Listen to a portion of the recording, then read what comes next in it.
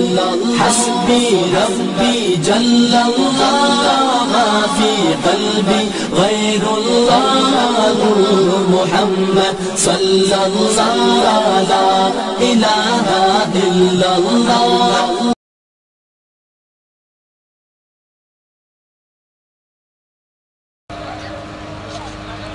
ونشهد أن لا إله إلا الله وحده لا شريك له ونشهد أن سيدنا ومولانا محمدا عبده ورسوله الذي أرسله بالحق بشيرا ونذيرا وداعيا إلى الله بإذنه وسراجا وقمرا منيرا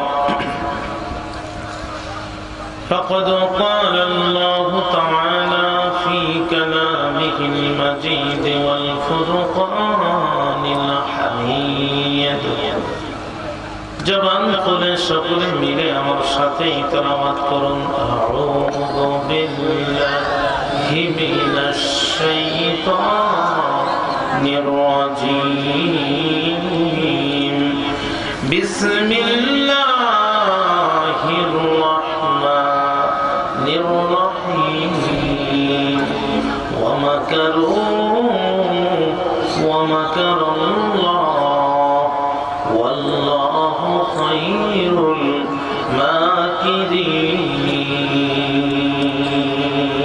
الماكرين قال رسول الله صلى الله عليه وسلم ما لا عين رأت ولا أذن سمعت ما خطر على قلب بشر أو كما قال عليه الصلاة والسلام إن الله وملائكته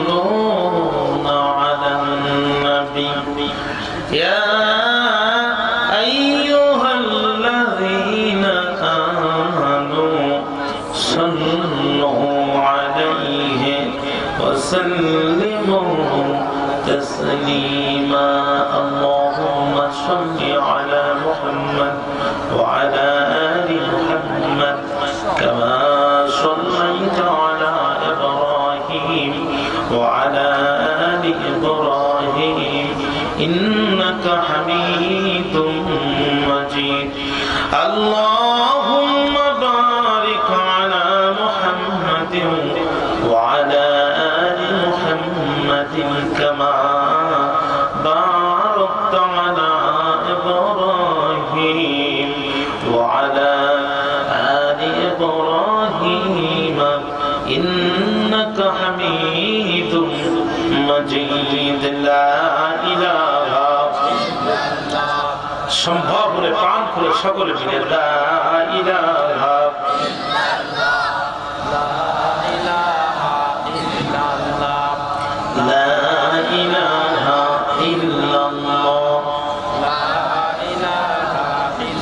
আপনাদের কষ্ট হয় প্রাণ খুলে জিজ্ঞেস করেন লা ইলাহা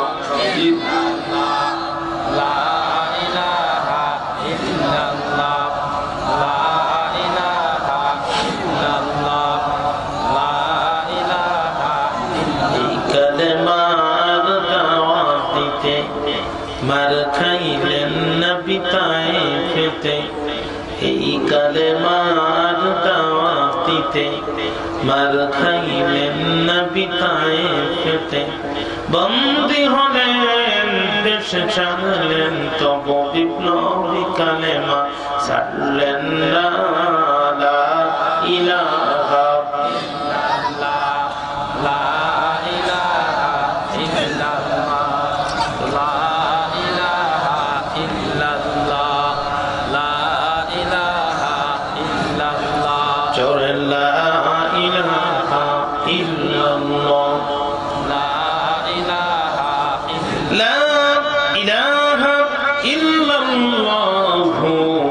মুহাম্মাদুর রাসূলুল্লাহ সাল্লাল্লাহু আলাইহি ওয়াসাল্লাম পশ্চিম করালিয়া মৌলভী মুজিবুল্লাহ জামে মসজিদ ও যুব সমাজের উদ্যোগে আয়োজিত পঞ্চম বার্ষিকী তাফসীরুল কোরআন মাহফিল 2019 মুকাররম মুহতারাম মুআজ্জাজ রেসপেক্টেড অনারেবল মাননীয় সভাপতি প্রফেসর ডক্টর শামসুদ্দিন আহমদ চৌধুরী, সাবেক ডিন, বাংলাদেশ প্রকৌশল বিশ্ববিদ্যালয়, কোরআনুল কারীমের মাহফিলের সভাপতিত্বের বরকতে কাল কঠিন বিপর্যস্ত কিয়ামতে আল্লাহ যেন তাকে আরশে মহল্লার মেহমান হিসেবে কবুল করেন। আর জোরে বলেন আমিন। মাহফিলের সম্মানিত আমন্ত্রিত অতিথিবৃন্দ, বসুরহাট পৌরসভার সম্মানিত প্যানেল মেয়র জনাব আবুল খায়ের সাহেব, আল্লাহ তাআলা যেন তাকে খলিফা ওমরের মতো কোরআনের খাদেম বানায় আমিন। কোরআন এবং হাদিসের আলোকে যোগ্য জিজ্ঞাসার নিরিখে গুরুত্বপূর্ণ আলোচনা আপনাদের সামনে উপস্থাপন করেছেন বাংলাদেশের বক্তৃতা আকাশে উদিত এক নক্ষত্র, বিশিষ্ট ইসলামী চিন্তাবিদ, সুমধুর কণ্ঠস্বর হযরতুল আল্লাহ বন্ধুবর মাওলানা আব্দুল কাদের জিহাদি, আল্লাহ যেন এই কণ্ঠকে আমৃত্যু কোরআনের খেদমতে ব্যাপৃত থাকার সৌবর্ণ সুযোগ দান করেন আমিন। আলোচনা রেখেছেন হযরতুল আল্লাহ মাওলানা নিয়ামতুল্লাহ খালিদ সাহেব সহ এলাকার সম্মানিত বিজ্ঞ ওলামায়ে হযরত, দূর দারাজ থেকে আসা, ধুলির আসনে বসা, আগত স্বাগত, সুচিন্তিত, শিক্ষিত, সম্মানিত মুরব্বিয়ানে কেরাম, মুস্তে মুজাহিদ খালিদ তারিক সাইফুল্লাহর উত্তরসূরি, নওজোয়ান প্রিয় যুবক ভাইরা, সমবয়সী বন্ধুরা, স্নেহের কচিকাচা অনুষ্ঠিত, পর্দার অন্তরালে অবস্থানরত, সর্বগুণে গুণান্বিত পর্দা নিশিনে আমার মা এবং বোনেরা, আলোচনা শুরুতেই অন্তরের গহীন কদর থেকে আপনাদের উদ্দেশ্যে জ্ঞাপন করছি আন্তরিক মোবারক ইসলামী রীতিনীতি অনুযায়ী আসসালামু আলাইকুম ওয়া রাহমাতুল্লাহি ওয়া বারাকাতুহু।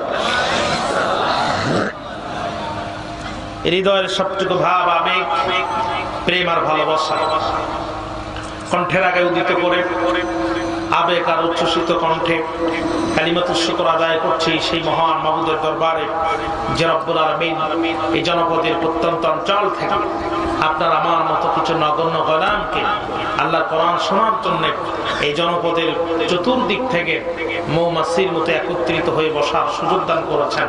আপনারা খুশি না বেজার? আর একটু জোরে বলেন, খুশি না বেজার? প্রাণ খুলে সকলে মিলে চিৎকার করে বলছি আলহামদুলিল্লাহ।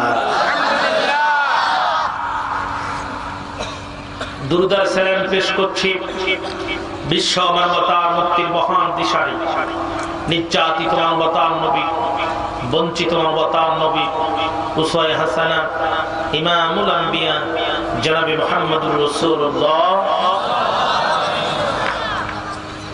সাল্লাল্লাহু আলাইহি ওয়াসাল্লাম। সম্মানিত ভাইরা, রাত গভীর, আমি একবারে ভূমিকা ছাড়াই সরাসরি কথা শুরু করতে চাই, যদি আপনাদের অনুমতি পাই। আপনারা কি রাজি আছেন ভাই? আল্লাহ তাআলা আজকের এই মাহফিলটিকে কবুল করুক, জোরে কোন আল্লাহুম্মা আমিন। খুবই দুঃসময় মুসলিম উম্মার জন্য, বর্তমান সময়ে মুসলিম উম্মার জন্য অত্যন্ত দুঃসময়। পূর্ব দিগন্তে রক্তিম সূর্য উদিত হতে দেরি হয়, মুসলমানের রক্ত জমিনে ঝরতে দেরি হয়। পৃথিবীর এমন কোন রাষ্ট্র নাই যেখানে মুসলমানের রক্ত ঝরছে না। গত বছর, তার আগের বছর অত্যন্ত নির্মম ভাবে হত্যা করেছিল মায়ানমারের মানুষগুলোকে। এবছর শুরু করেছে চায়নার মুসলিম সমূহকে। পৃথিবীর গোটা পৃথিবীর একটি রাষ্ট্রের মুসলমানদেরকে এই ইহুদি খ্রিস্টান চক্র শান্তিতে থাকতে দেবে না। প্রতিটি প্রান্তের মুসলমানের রক্তের হোলি খেলা হচ্ছে আজকে। অত্যন্ত দুঃখজনক, হতাশাজনক। বিশ্বের মানচিত্রে যদি আমরা একটিবার ইমানের বলে বলিয়ান হয়ে আল্লাহু আকবার বলে দাঁড়াতে পারতাম, আমাদের চোখের দিকে চোখ তুলে তাকানোর মতো জাতি পৃথিবীতে থাকার কথা ছিল। আমরা সেই মুসলিম জাতি, তাজদার খরস্রোত পার হয়ে গোটা আফ্রিকায় আমরা কালেমার পতাকা উড্ডয়ন করেছি। আমরা সেই মুসলিম জাতি 313 জন সৈন্য, হাজারেরও বেশি কুরাইশ, তদানীন্তন মডার্ন অস্ত্র সজ্জিত কুরাইশ কাফেরদেরকে নির্মম ভাবে পরাজিত করে বদরের প্রান্তে কালেমার পতাকা উড্ডয়ন করেছিল আমরা সেই মুসলিম জাতি। ক্রুসেডার রাজ্যে ভূমধ্য সাগর পার হয়ে বাইতুল মাকদাস দখল করে এই বাইতুল মাকদাসের চত্বরে শুকর চড়াতো আমাদেরই নেতা গাজী সালাউদ্দিন আইয়ুবী। সেই ক্রুসেডারকে নির্মম ভাবে পরাজিত করে যে সাগর দিয়ে তারা এসেছিল, সেই সাগর দিয়ে তাদেরকে ফেরত পাঠিয়েছিল আমরা সেই মুসলিম জাতি। আমরা সেই মুসলিম জাতি।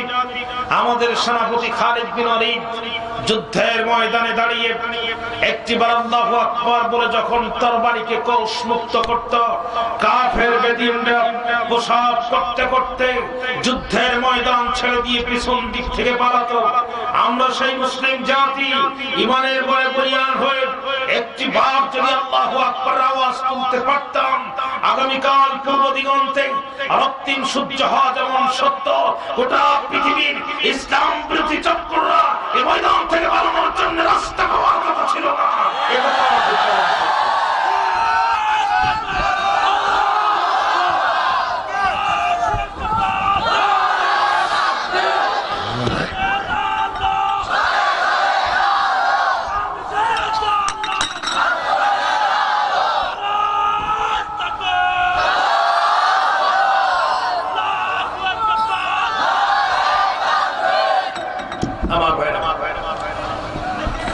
তাকবীরের জবাব কিন্তু সবাই দেয়নি, মানে সকলেরও তাকবীর ফরজ হয়নি।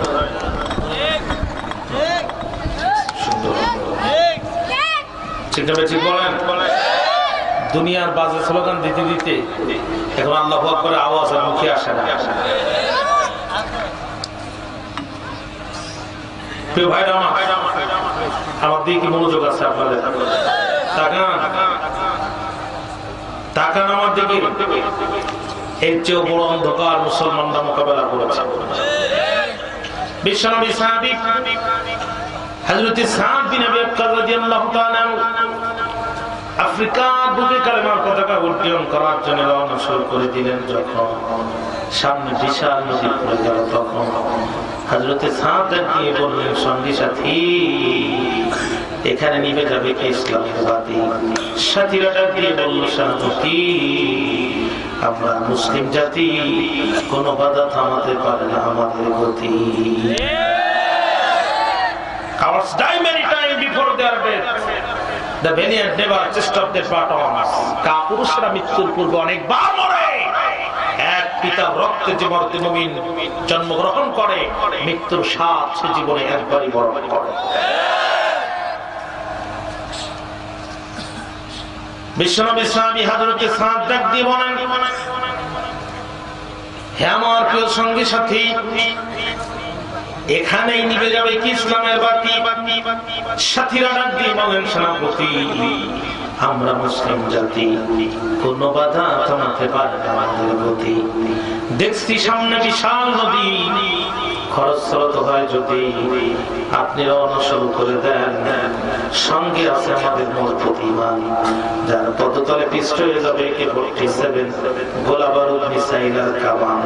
ওরা তো সামান্য কাফের বেঈমান। রওনা করলেন শুরু, আল্লাহকে মানলেন গুরু, লিল্লাহি তাকবীর বলে ঝাঁপিয়ে পড়লেন সমুদ্রের কিনারে। মাছগুলো অস্ত্রের মুখে মুখ দিয়ে পার করে দিল পারে।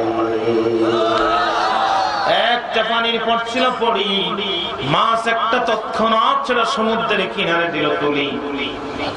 এই সংবাদ পৌঁছায় গেল আফ্রিকায়।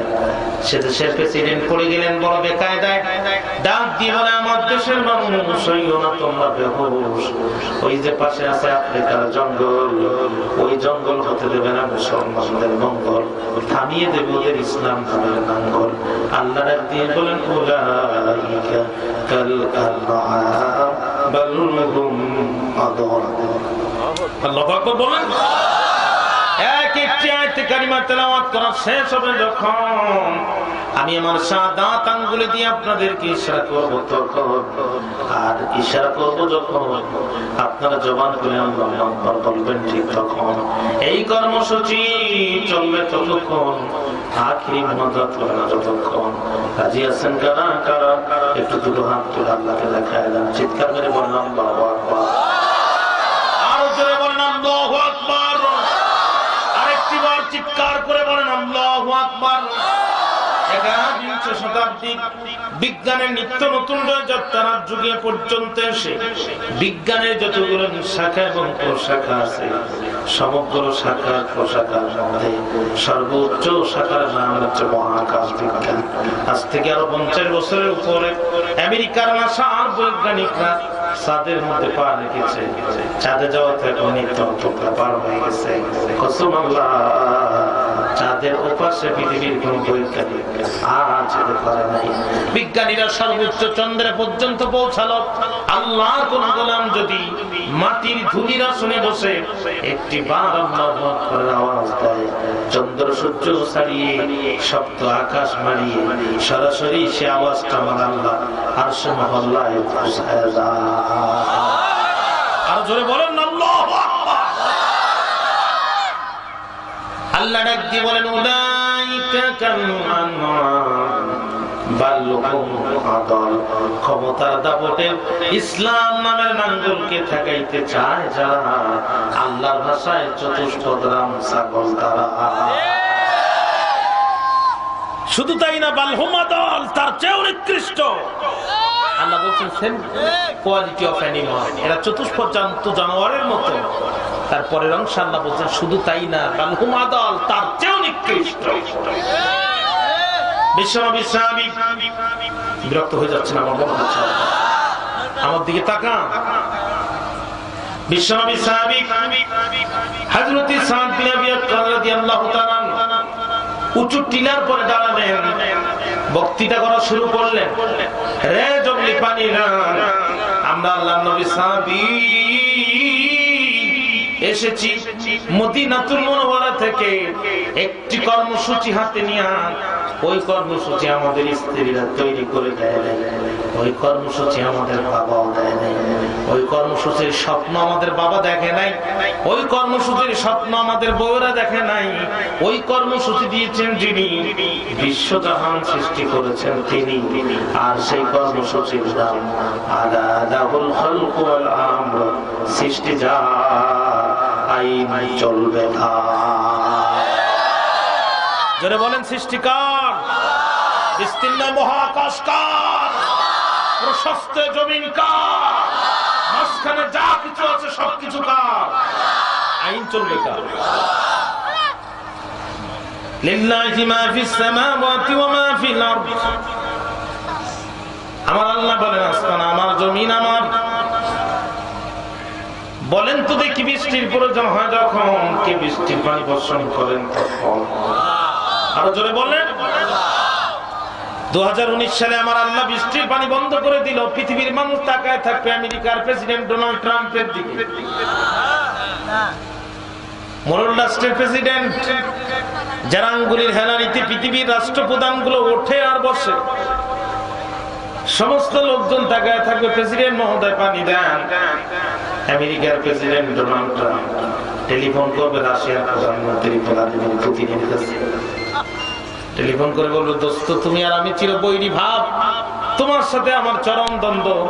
বিশ্ব পলিটিক্সে আমি এক হাত, তুমি আর এক হাত। কিন্তু 2019 সালে পানি বন্ধ হয়ে গেছে, কি করা যায়?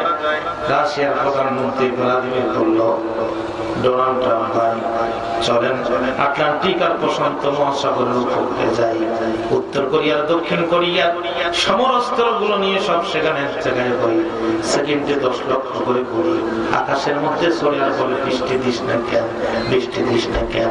বলেন তো দেখি, একটি ফোঁটা বৃষ্টির পানি কি তারা জমিনে আনতে পারবে? আর জোরে বলেন, গোটা পৃথিবীর সব নেতা মিলে যদি একটি ফোঁটা বৃষ্টির পানি জমিনে না আনতে পারে, কসম আল্লাহ, তাদের তৈরি করা আইন মানলে এই সমাজ রাষ্ট্রে কোনদিন শান্তি প্রতিষ্ঠিত হতে পারে না। পরিষ্কার কথা। বিমানের কঞ্চি চাপ দিলে বিমান চলবে। মনোযোগ আছে তো আমার দিকে আপনাদের? আপনারা বিরক্ত হয়ে গেলে একটু হাত উঁচু করবেন, আমি দোয়া করে দেব। আপনারা বেঁচে যাবেন আর আমি চিরজীবনের মতো বেঁচে যাব। বিমানের কোন সুইচ চাপ দিলে বিমান চলবে, কোন সুইচ চাপ দিলে কিয়ামতের আগ পর্যন্ত আর বিমান স্টার্ট নেবে না, এটা বিমানের পাইলট ভালো জানে না নৌকার মাঝি ভালো জানে? কথা বলেন না কেন? আরো জোরে বলেন, আর একটু জোরে বলেন, সিংহের মতো গর্জন করে বলেন। বিমানের পাইলট যদি ডাক দিয়ে বলে, মাঝি ভাই আমি থাকি আকাশের উপরে, তুমি থাকো সাগরের ভিতরে, হাজার হাজার স্কয়ার ফিট উপর থেকে তোমাকে যখন দেখতে পাই, হাজার হাজার ফুট উপর থেকে তোমার যেমন দেখতে পাই, দুঃখে আমার কলিজাটা ছিঁড়ে যায়। অতএব আগামীকাল তুমি বিমান চালাবা আর আমি তোমার নৌকাটা চালাবো। আদর করে নৌকার মাঝে যদি বিমানের পাইলটের আসনে বসায় দেন, বলেন তো দেখি ও বিমান কি চলবে? কথা বলে, নৌকার মাঝি যেমন বিমান চালাইতে পারে না, আল্লাহ তৈরি করা মানুষ কোনদিন মানব রচিত আইন দিয়ে চলতে পারে না। ক্লিয়ার কথা। বন্ধুরা আমার খেয়াল করেন, বাজারে গিয়েছেন মোবাইল কেনার জন্য, দুইটা মোবাইল কিনছেন বাজার থেকে, একটা হচ্ছে আইফোন আর একটা হচ্ছে স্যামসাং। দুইটা মোবাইলের সাথে দুইটা গাইড দিয়েছেন। বাড়িতে এনে আপনি ডান হাতে আইফোন নিলেন, বাম হাতে স্যামসংয়ের বুক নিলেন, স্যামসংয়ের বই পড়লেন, আইফোনের বাটন চাপলেন। বলেন তো দেখি মোবাইল কি চলবে? একটার ক্যাটালগ দিয়ে যদি আর একটার মোবাইল না চলে, আল্লাহ তৈরি করা মানুষ কোনদিন দিল্লি আর আমেরিকার তৈরি করা দিয়ে চলতে পারে না।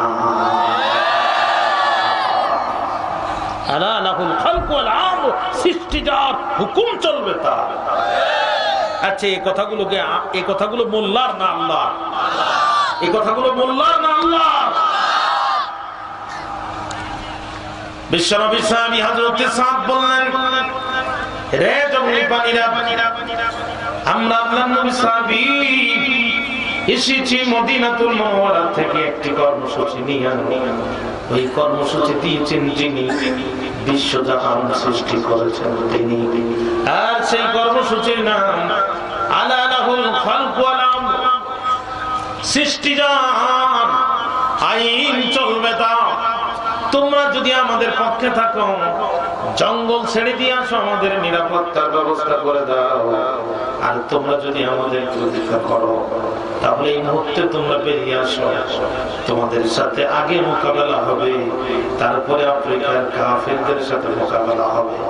ভুলে যেন না, বিনা অস্ত্রে বাঘের সাথে লড়াই করার ঘোষণা দিয়েছিল যে মোল্লা, আমরা কিন্তু সেই মোল্লা। আজকে ধনী মানুষের বাড়ির কুত্তার গায়ে ঢিল মারলে থানায় জিডি হয়, কিন্তু আলেম মারলে মামলা না। মানে আলেমদের রক্ত আজকে ফ্রি হয়ে গেছে। কথা বল না, কি অপরাধ তাদের। আপনাদের এলাকার কয়জন মাদ্রাসার প্রিন্সিপাল নিয়মিত ডাকাতি করে? একজন? এতগুলো মাদ্রাসায় একটা প্রিন্সিপালও ডাকাত না? বলেন কি?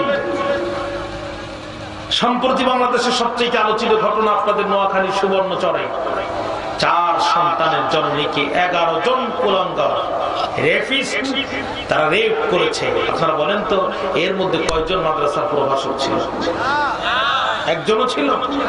তাহলে মাদ্রাসায় যারা পড়ে আলেম এবং ওলামা তারা হচ্ছে বাংলাদেশের সবচেয়ে ভদ্র নম্র নাগরিক। তাদের ভিতরে অপরাধ প্রবণতা নাই, তারা টেন্ডারবাজি করে না, সন্ত্রাস করে না, রাজনী করে না, অত্যাচার করে না, নির্যাতন করে না, মারামারি করে না, হানাহানি করে না, চাঁদাবাজি করে না, টেন্ডারবাজি করে না। ইভেন তাদের রক্তের ভিতরে ইয়াবার রক্ত নয়, গাঁজার রক্ত নয়, ফেন্সিডিলের রক্ত নয়, নেশা এবং মাদক দ্রব্যের সাথে তাদের কোনো সম্পর্ক নাই। তারপর আজকে আলেমদের বিরুদ্ধে এক শ্রেণীর মিডিয়া করতে উঠেছে। অপরাধ একটাই, আলেমরা জাতির কাছে আল্লাহর কোরআন আর আল্লাহর ইসলাম প্রতিষ্ঠার দাওয়াত দেয়।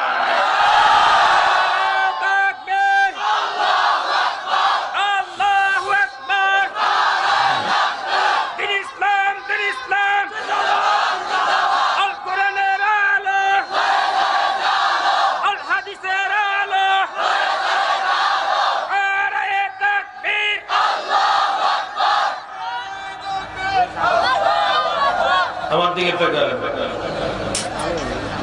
দিকে প্যান্ডেলে আগুন ধরে যাওয়ার কথা, তাকবীর দিলে সওয়াব হয় না গুনাহ হয়? তোমরা তোমাদের রবের নামে তাকবীর দাও। যে আল্লাহর নামে তাকবীর দেয় না তার শরীরে মুসলমানের রক্ত আছে, এটা আমার বিশ্বাস হয় না।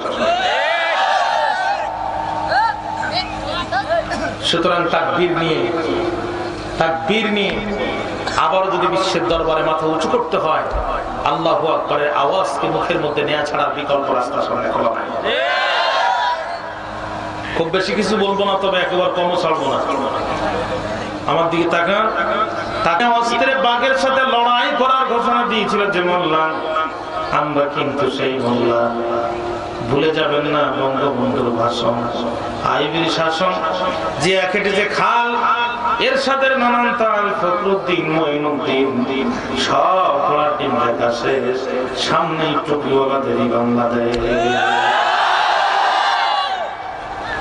বিশ্বনবী সাহাবী হযরত সাদ বিন আবি ওয়াক্কাস রাদিয়াল্লাহু তাআলা ডাক দিয়ে বললেন, রে জমি পানিরা, যদি আমাদের বিরোধিতা করো তাহলে আসো তোমাদের সাথে সর্বপ্রথম মোকাবেলা করব, আর যদি আমাদের সহযোগী হয়ে যাও তাহলে জঙ্গল ছেড়ে দাও। বলার সঙ্গে সঙ্গে বাঘের পিছনে বাঘ, সাপের পিছনে সাপ, পিঁপড়ার পিছনে পিঁপড়া, বাঘ সিংহ থেকে শুরু করে পিঁপড়া পর্যন্ত মুসলিম সৈনিকদের নিরাপত্তার ব্যবস্থা করে দিল। ওয়াকানা হাক্কান আলাইনা নাসরুল মুমিনিন। আল্লাহ বললেন, মুমিন বান্দা বিপদে পড়ে যায় যখন, তাকে সাহায্য করা আমি আল্লাহর পক্ষে ওয়াজিব হয়ে যায়, ঠিক তখন। আল্লাহু আকবার। বন্ধুরা আমার, আমি একটা আয়াতে কারিমার অংশ তেলাওয়াত করেছি আপনাদের সামনে। আল্লাহ বলছেন, ওমা কারু, তারা চক্রান্ত করে। এই তারা কারা? গোটা পৃথিবীর কাফের, মুলহিদ, মুশরিক, ইসলাম বিরোধী চক্র, ইসলামকে মিটায় দেওয়ার জন্য চক্রান্ত করে।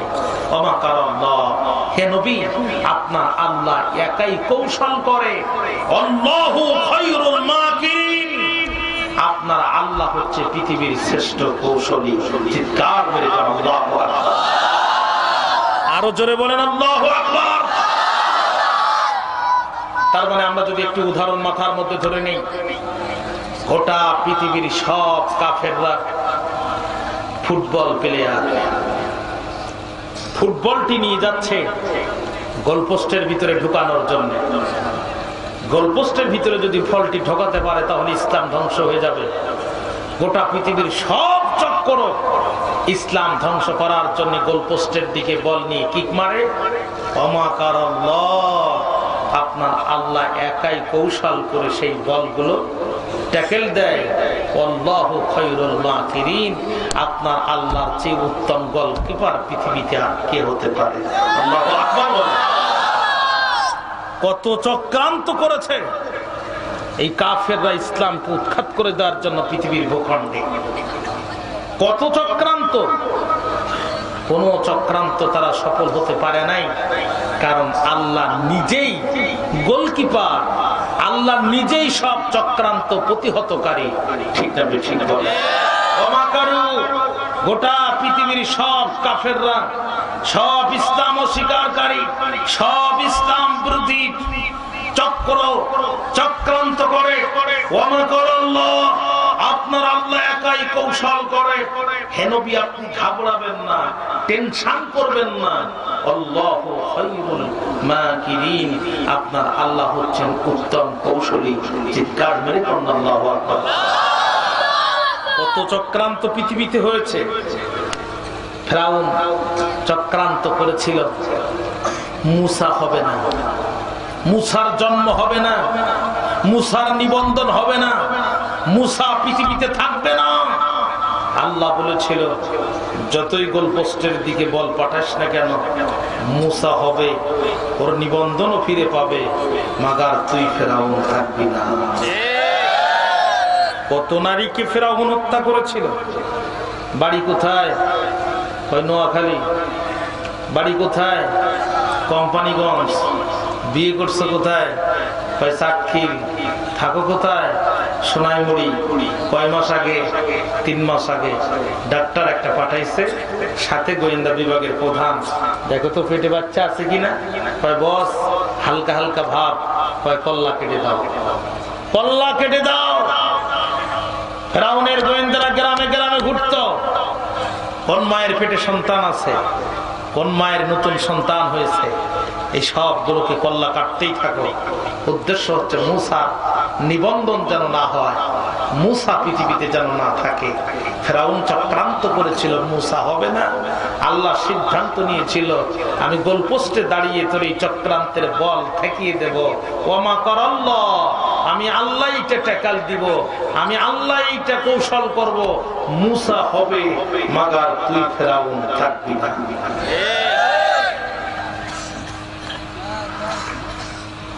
মুসা আলাইহিস সালাম পৃথিবীতে আসলেন। মনোযোগ আছে কি আমার দিকে? বিরক্ত হয়ে যাচ্ছেন মনে হয়। মুসা আলাইহিস সালাম পৃথিবীতে আসলেন। আমার আল্লাহ ডাক দিয়ে বলে মুসলমান, আল্লাহ ডাক দিয়ে বলেন মুসলমান, সন্তান তোমার, পয়গম্বর আমার, টেনশন করো না। তোমার যদি দয়া থাকে এক ভাগ, আমি আল্লাহ দয়া 99 ভাগ। চিৎকার মেরে বলেন আল্লাহু আকবার।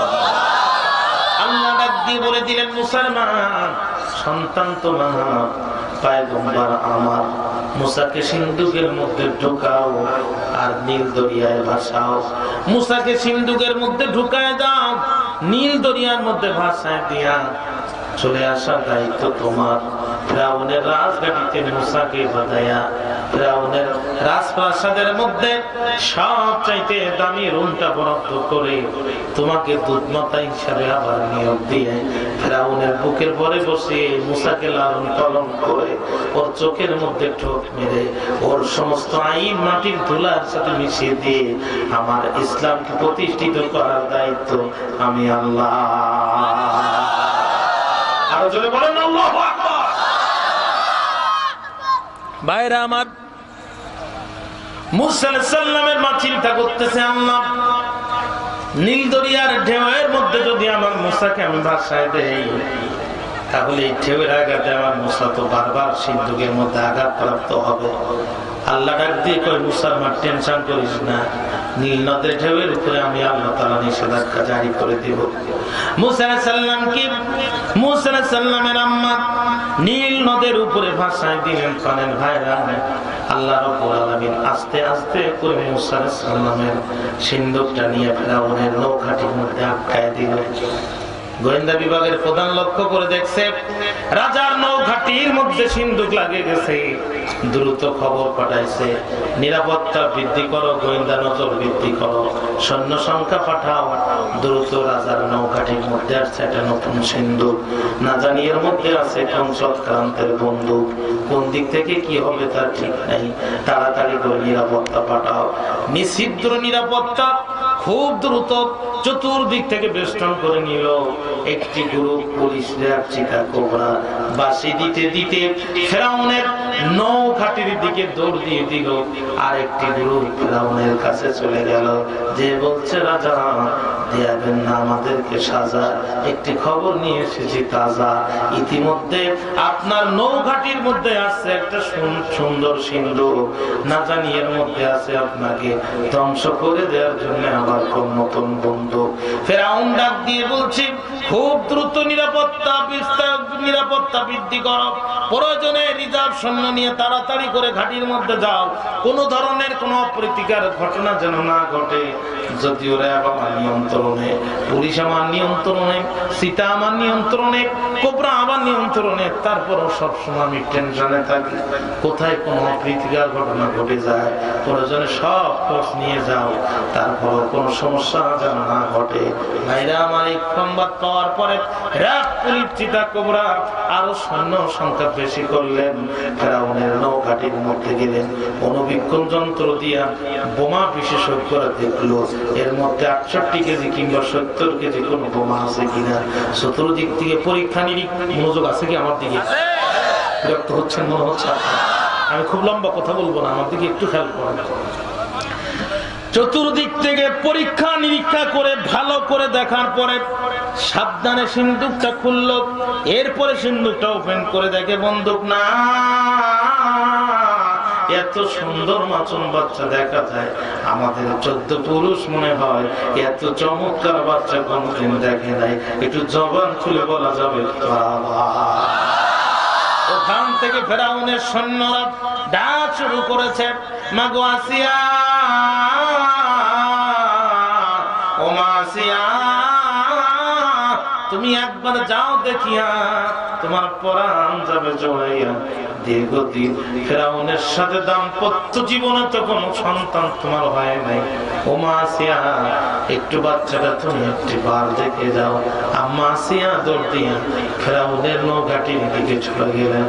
আর ওই যে পরিচিত কোবরারা পয়গম্বর মুসা আলাইহিস সালামকে তুলে আনলেন। আম্মা আসিয়া যখন পয়গম্বর মুসা আলাইহিস সালামকে তুলে নিয়েছেন, অতীত জীবনে ফেরাউনের সাথে দীর্ঘ দাম্পত্য জীবনে আম্মা আসিয়ার যে কোনো সন্তান হয় নাই, মুসা আলাইহিস সালামকে কোলে নেওয়ার সঙ্গে সঙ্গে সেই দুঃখ অন্তর থেকে ডিলিট হয়ে গেল। ভাইরা আমার, বন্ধুরা আমার, একান্ত আপনজনরা আমার, লক্ষ্য করেন আম্মা আসিয়া ওখান থেকে ডাক শুরু করে দিয়েছে, ওগো ফারাও, ওগো ফারাও। ফেরাউনকে ডাকছে, ওগো ফারাও, তোমার নজরটা দিকে একটি বার ফিরাও, বাচ্চাটার দিকে তাকাও। এত চমৎকার বাচ্চা আমি আসিয়া কোনদিন দেখি নাই গো ফারাও, এদিকে আসো। ফেরাউন দৌড়ায় গেল। আম্মা আসিয়া কই, ফারাও বাচ্চাটার দিকে তাকাও, এত সুন্দর, কুররাতু আইনুল্লি। এই বাচ্চাটা দেখার সঙ্গে সঙ্গে আমার চোখ দুটো ঠান্ডা হয়ে গেছে। ওগো ফেরাউন, তুমি বলো তো দেখি তোমার কেমন লাগছে? ফেরাউন বলছে, আসিয়া আমারও ভালো লেগেছে। আমার আল্লাহ ডাক দিয়ে কয়, যেই ফেরাউন লক্ষ লক্ষ নারীকে হত্যা করলো, হাজার হাজার শিশু মায়ের ভ্রূণের মধ্যে পেটের মধ্যেই দাফন হয়ে গেল, মুসার চেহারাটা ভালো করে আমি আল্লাহ এমন খেলা করে দিলাম, আসিয়াও খুশি, ফেরাউন খুশি। বুঝতে পারলো না এই মুসা সেই মুসা, ওর বুকের পরে বসে চোখের পরে ঠোক মারবে, কিন্তু আমি আল্লাহ তাআলা এমন খেলা করে দিলাম, অহুমলা ইয়াশউরু। আরো জোরে বলেন আল্লাহু আকবার। ও বুঝতেই পারলো না যে আমি কি খেলা, কি প্লেয়ার ঢুকাইছি ওখানে। বিরক্ত হচ্ছেন তাদের ভাই? আম্মা আসিয়া কই, ফারাও দেখো না বাচ্চাটা কত মিষ্টি, কি চমৎকার। ফেরাউন বলছে, আসিয়া সত্য তো তাই। আম্মা আসিয়া কয়, কুররাতু আইনুল্লি, আমারও চক্ষু ঠান্ডা, ওয়ালাকা তোমারও চক্ষু ঠান্ডা। ওগো ফেরাউন, আমার চক্ষু ঠান্ডা, তোমার চক্ষু ঠান্ডা, লা তাকতুলুহু, ওর উপরে তুমি চালাতে পারবে না নির্যাতনের ঠান্ডা। আমার চক্ষু ঠান্ডা, তোমার চক্ষু ঠান্ডা, অতএব তুই তার নির্যাতন করে মারিস না, হত্যা করিস না রে ফেরাউন, এটা তোর কাছে আমার দাবি। তুই যে মুসারে খোঁজার জন্য এত মানুষ মেরেছিস, সে মুসা বিদায় হয়ে গেছে, এখন আর টেনশন করে কোনো লাভ নাই। আমার চোখ ঠান্ডা, তোর চোখ ঠান্ডা, এখন বাচ্চাটারে আমরা এর মধ্যে লালন পালন করি।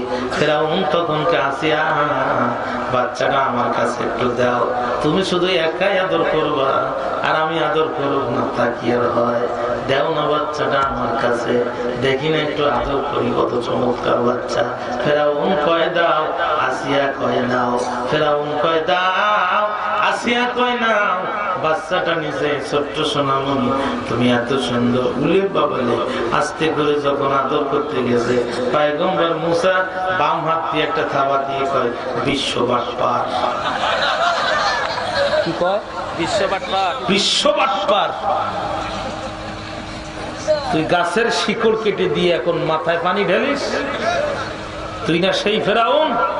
আমার নিবন্ধন হতে দিবে না বলে লক্ষ লক্ষ নারীকে হত্যা করেছিস, লক্ষ লক্ষ সন্তান মায়ের পেটের ভিতরে শরীর দাফন হয়ে গেছে।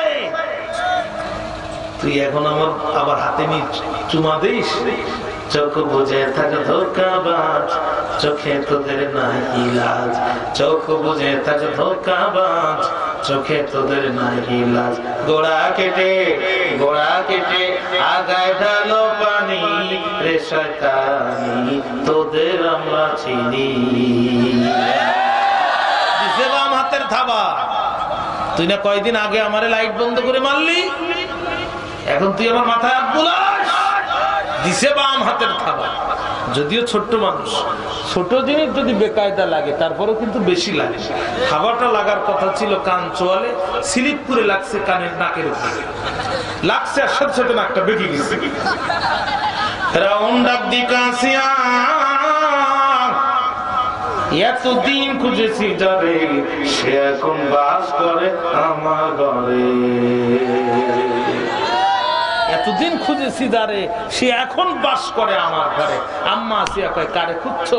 কয়, এই সেই মুসা। এই সেই কি? এই সেই মুসা। আম্মা আসিয়া কয়, ও ফেরাউন, তোমার হলোটা কি? বুড়ো বয়সে কি তোমারে ধরেছে ভীমরতি? তুমি এত বড় রাষ্ট্রনায়ক, টেবিল ভর্তি খাবার, ফেরাউনের মুসার কথা শুনলেই তুমি আর খেতে চাও না। কিসের টেনশন তোমার মাথার মধ্যে? সবকিছু তো তোমার নিয়ন্ত্রণে, চুলগুলো তোমার নরম, নাপিতে কাটতে পারে না, মুসার কথা বললেই সাজারুর কাটার মতো খাড়া খাড়া হয়ে যায়। ও ফেরাউন, তোমার হলোটা কি? মুসার তো জন্মই হয় নাই, সমাজে তোর নিবন্ধন নাই, তারপরেও তোমার দেশের 36টা টিভি চ্যানেল, সকাল হলেই মুসা। তোমার দেশের টকশোগুলো রাত হলেই মুসা। তোমার দেশের পত্রিকাগুলো, পেপার পত্রিকার পাতা খুললেই মুসা। সকালবেলা মুসা, দুপুরবেলা মুসা, রাত হলেই মুসা। সমস্যা কোথায় তোমার?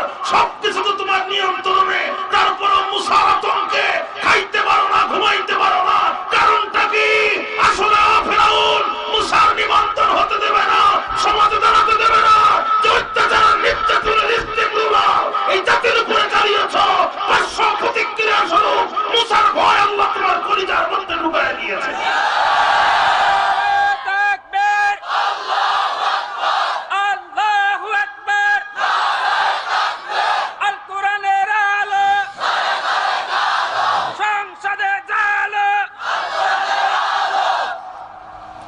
আমি কিন্তু মুসার ফেরাউনের কথা বলতেছি, আপনারা আবার অন্য কিছু মনে করেন না।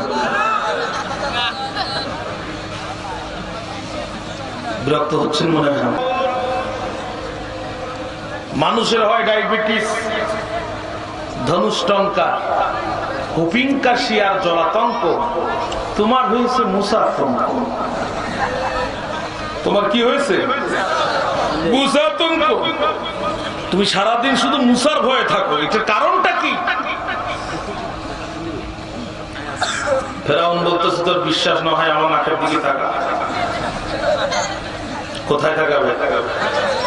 লুক এট মাই নোজ, আমার নাকের দিকে তাকা, তোর বিশ্বাস না হয়? আম্মা আসিয়া কয়, নাক তো নাকি আছে, নাক তোর কান হয়ে যায়নি, সমস্যা? নাক তো নাকি আছে, নাক তো কান হয়ে যায়নি। ওই তোর সাথে তো আমার হয়ই না। তুই সত্যি কথা বললা সিয়া, গতকাল কি আমার নাকের বাঁকা ছিল?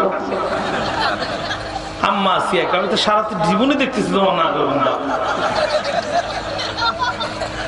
আসিয়া, মনের দুঃখ বুঝলি না রে, মনের কষ্ট আমি তোর বুঝাইতে পারলাম না। এ বাচ্চাটা স্বাভাবিক, কিন্তু এর থাবার ওজন অস্বাভাবিক। বাচ্চাটা স্বাভাবিক, এর থাবার ওজন অস্বাভাবিক। কথায় বলে যে কাটা হুল হয়, তার গোড়া দেখলে বোঝা যায়। যে বিড়ালি দুধ ধরে, এর গোপ দেখলে আন্দাজ করা যায়। ওই পিচ্চির থাবায় বলে দিয়েছে ও যে মুসা, এই ব্যাপারে কোনো সন্দেহ নাই। ও ভবিষ্যতে আমার বুকের পরে বসে চোখে ঠোক মেরে আমার রাষ্ট্রের সব নিয়ম কানুন মাটির সাথে ধূলিসাৎ করে আল্লাহর ইসলাম কায়েম করবে। এটাও থাবার ওজনে বোঝা গেছে। আপনারা হক চিনতে ভুল করলো, বাতিল কিন্তু হক চিনতে ভুল করে। সাংঘাতিক ব্যাপার, সাংঘাতিক ব্যাপার। আমার আল্লাহকে এমন খেলা লাগাই দিলাম, বুঝতেই পারল না। অতএব পরিবেশ যতই স্বাভাবিক দেখেন, খেলা বাঁধার আগে বোঝা যাবে না যে খেলা কোন দিক থেকে বাঁধবে।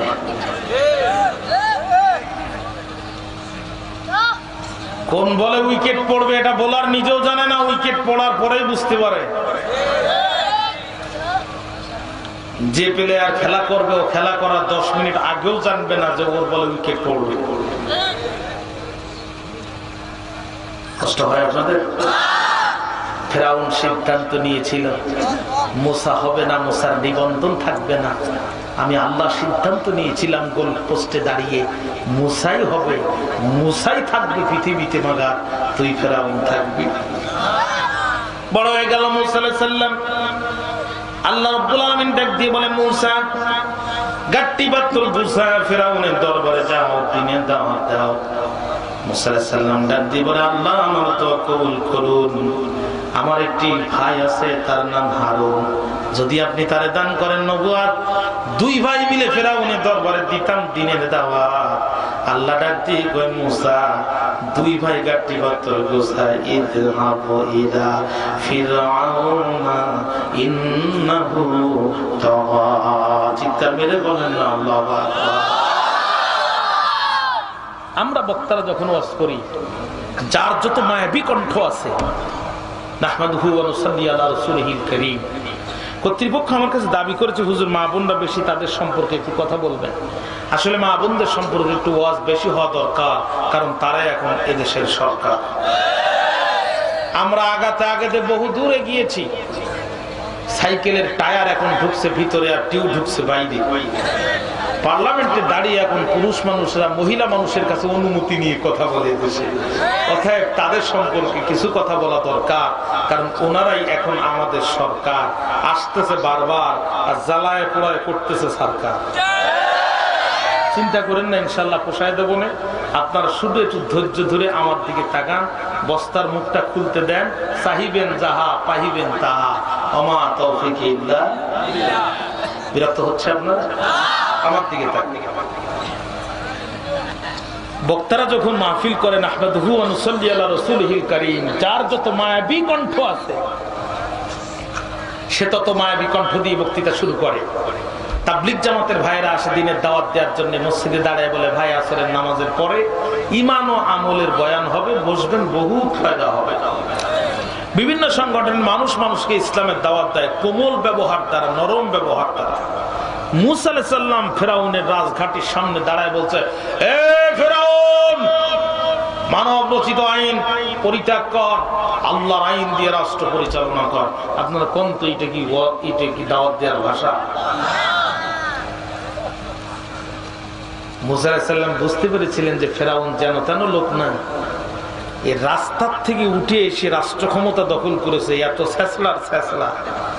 এর সামনে নরম ভাষায় দাওয়াত দিলে আমি আমার 14 গোষ্ঠীর অস্তিত্ব থাকবে না। কিন্তু রাস্তার সন্তান, এর সামনে কি দাওয়াত দেয়া তো 4 গান ব্যথা। এর হাতে আছে ল্যান্ড ফোর্স, এয়ার ফোর্স, বিমান বাহিনী, সেনাবাহিনী, ওর সব বাহিনী আমার বিরুদ্ধে নিয়ে দেবে। অতএব আমারও শুরুতে একটু হুঙ্কার দিতে হবে। মুসা আলাইহিস সালামের আওয়াজ ফেরাউন যখন শুনলো তখন চিন্তা করলো, সর্বনাশ, এই কণ্ঠ তো তার ছোট্ট কালে যার হাতের চড় খেয়ে বেঁকে গিয়েছিল আমার নাকের হাড়। কণ্ঠ শুনেই বুঝতে পেরেছে এই কণ্ঠ তার, যার হাতের চড় খেয়ে বেঁকে গিয়েছিল আমার নাকের হাড়। ফেরাউন তার জাদুকার বাহিনী লেলিয়ে দিলেন পয়গম্বর মুসা আলাইহিস সালামের বিরুদ্ধে। জাদুকার বাহিনী বাইর করলো বিশাল বিশাল আকারের সাপ। পয়গম্বর মুসা কয়, বাপরে বাপ, যে কায়দার সাপ, এক কামড়ে আমার বংশ করে ফেলবে, সাপ আমাকে করবে না বাপ। আকাশের দিকে তাকে, আল্লাহ আমার এখন কি হবে? আল্লাহ ডাক দিয়ে কই, মুসা, ও মুসা, চিন্তা করো না, আমার নাম আল্লাহ, আমার সাথে দেয় যারা পাল্লা, আমি রাখি না তাদের গাড়ির কল্লা। একটু জবান করে বলেন না সুবহানাল্লাহ। আল্লাহ ডাক দিয়ে কয়, মুসা, তোমার হাতে আছে লাঠি, পায়ের নিচে আছে মাটি, লাঠি দিয়া মাটির পরে আঘাত করার দায়িত্ব তোমার। ফেরাউনের জাদুকর বাহিনীর দাঁত ভাঙা জবাব দেওয়ার দায়িত্ব আমি আল্লাহ।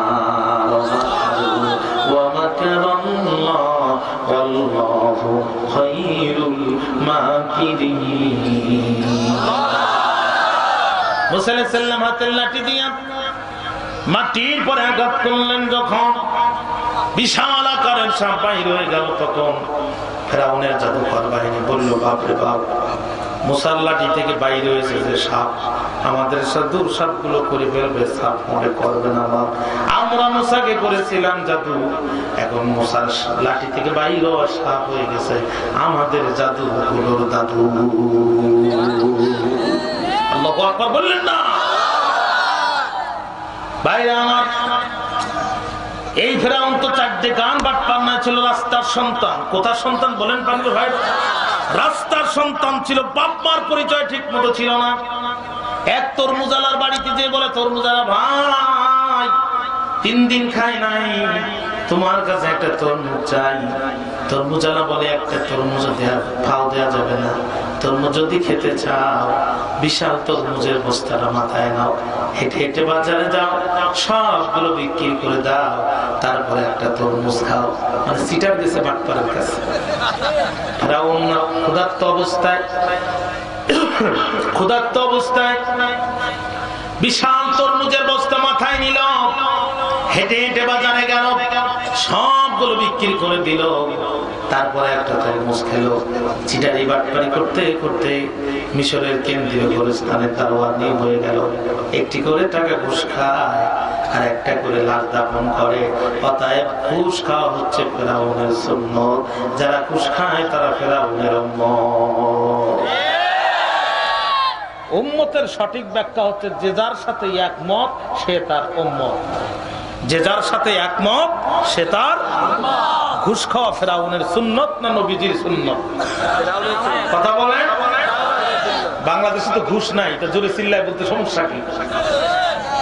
ঘুষ ঘুষ আর ঘুষ, কথা কয় না, ঘুষ ছাড়া কথা নাই। 2014 সালে আমার কাগজপত্র হারায় গেল। টেকনাফ থেকে তেতুলিয়া পর্যন্ত বছরের 6.5 মাস প্রতিটা রাতের প্রধান বক্তা আমি। আমার কাগজপত্র হারায় গেল। মোহাম্মদপুর থানায় জিডি করতে গেলাম, তখন দায়িত্বপ্রাপ্ত কর্মকর্তা আমার চেয়েও বড় দাঁড়িয়ে।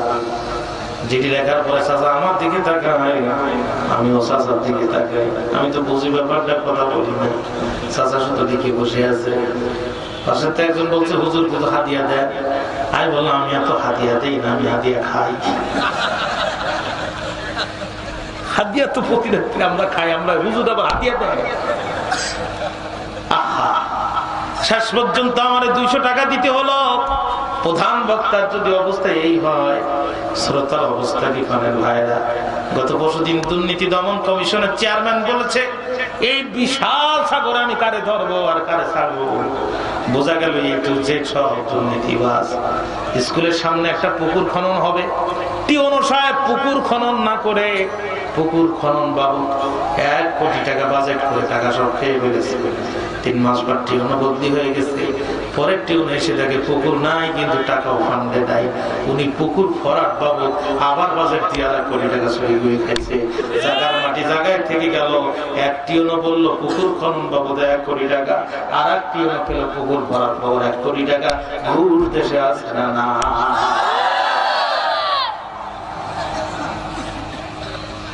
কথা কি বুঝে যাচ্ছে?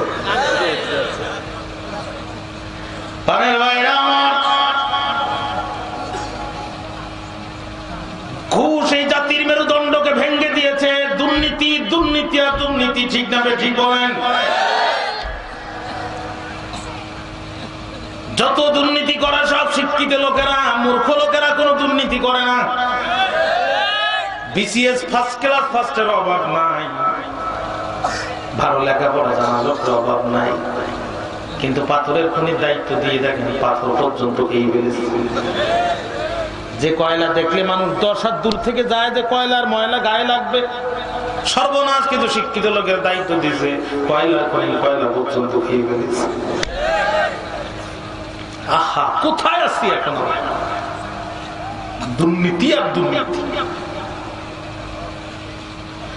সোনার বাংলায় নাই রে সোনা, দুর্নীতিতে চ্যাম্পিয়ন। শান্তির বাণী শুনতে শুনতে আমরা সবাই পেরেশান, আমরা সবাই পেরেশান। শান্তির লাইগে কান্দা মরি, ওরে শান্তি সুখের নাই হিলেশ। দেখতে দেখতে গোল্লাই গেল আমার সোনার বাংলাদেশ। কথা বলেন না কেন? আরে আরে, যাদের জন্য মিছিল করতাম আমার নেতার চরিত্র ফুলের মতো পবিত্র, ফখরুদ্দিন আসার পরে দেখি আমরা খুঁজে পাওয়া তো দূরের কথা, পুলিশই খুঁজে পাচ্ছে না। দুর্নীতি আর দুর্নীতি, দুর্নীতি আর দুর্নীতি।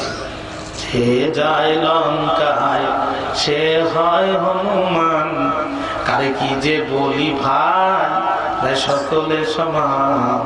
পাঠাবো তার ঘষা ঘষি, দবা সারা মরিজের, নেতাদের ঠেলা ঠেলি, কাম সারাই আমাদের। পাঠাবো তো বুঝেন, আমাদের এলাকায় বলে শিল আর নোড়া। আপনাদের এখানে কি বলে? শিল আর উতা, উতা, উতা, শিল আর উতা। এই শিল আর উতার মাঝখানে কাঁচামরিচের যে অবস্থা, বর্তমান নেতাদের রাজনৈতিক ঠেলা ঠেলিতে আমাদের ঠিক একই অবস্থা।